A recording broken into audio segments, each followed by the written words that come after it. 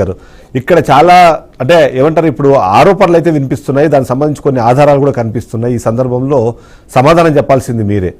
ఏంటి నిజంగానే రేవంత్ రెడ్డి ఇక్కడ నుంచి వెళ్ళింది పెట్టుబడుల ఆకర్షణకు సంబంధించిందా, లేకపోతే ఆ వరల్డ్ బ్యాంకుకు సంబంధించిన వ్యక్తులు కలిసిన రెండో ముఖ్యమంత్రిగానో, లేకపోతే తెలంగాణ రాష్ట్రం ఏర్పడిన తర్వాత మీట్ అయిన మొదటి ముఖ్యమంత్రిగా కేవలం అది రికార్డుల్లోకి ఎక్కడం కోసమా, అక్కడ వాళ్ళు విధించే ఆంక్షల గురించి ఆల్రెడీ ఇన్ఫర్మేషన్ ఉన్నా సరే అక్కడికి వెళ్ళి కలవడం ద్వారా తెలంగాణ రాష్ట్రానికి కొత్త తరహా సమస్యలు ఏమైనా తీసుకురాబోతున్నారన్న అనుమానం అయితే చాలా మందిలో ఉంది.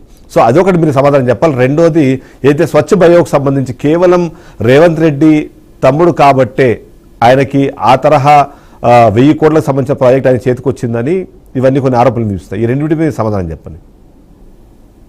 గుడ్ ఈవినింగ్ అండి.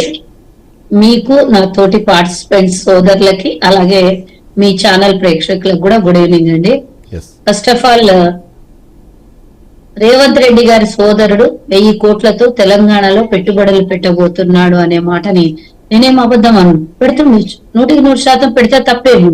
రేవంత్ రెడ్డి గారు మొన్న తెలంగాణ నుంచి యుఎస్ వెళ్ళినప్పుడు ఒక ఎన్ఆర్ఐ సమావేశంలో తెలంగాణని ఎన్ఆర్ఐలకి ఆహ్వానం పలుకుతోంది. తెలంగాణ మీరు ఇక్కడ సంపాదించుకొని తెలంగాణలో 10 మందికి ఉపాధి కల్పించండి.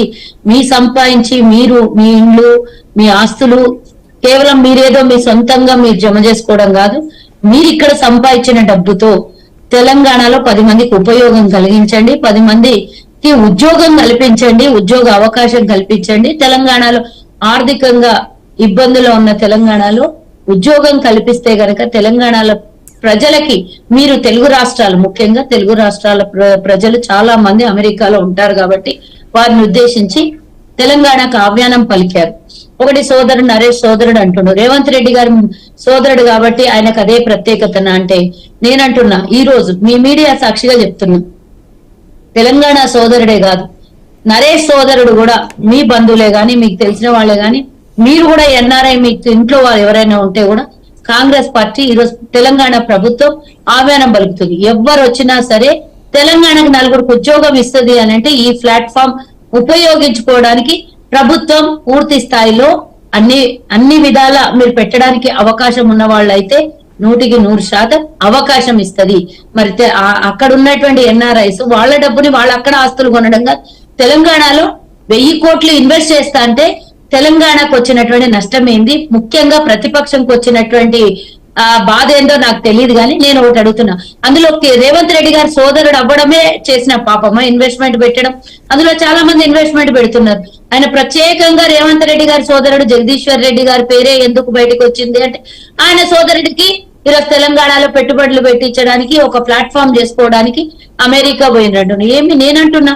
మీరే కాదు హరీష్ రావు, కేటీఆర్ ఇంకెవరైనా వాళ్ళ బంధువులు యుఎస్ లో కానీ ఇక్కడ ఎన్ఆర్ఐస్ ఎక్కడ సెటిల్ అయినా కూడా వాళ్ళు వచ్చి మన తెలంగాణలో ఒక 500 మందికి ఉద్యోగం కల్పిస్తాము అని ప్రభుత్వాన్ని అడగండి, బరాబర్ డెఫినెట్ గా ఇస్తుంది ప్రభుత్వం. వారేదో వాళ్ళ సోదరుడే కాబట్టి దానికి ఎలిమినేషన్ ఉంటది, లేకపోతే వాళ్ళ సోదరుడే కాబట్టి